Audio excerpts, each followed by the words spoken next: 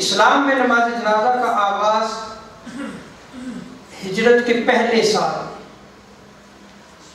شوال کے مہینے میں ہوا۔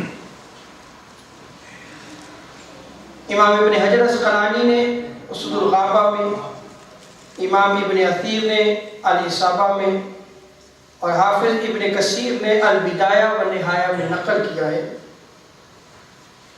کہ جب تاجدار کائنات صلی اللہ تعالی علیہ وسلم مدینہ منورہ تشریف لائے، 7 مہینے کے بعد مسلمانوں میں سب سے پہلے حضرت اسد بن زرارہ رضی اللہ تعالی عنہ کا وصال ہوا،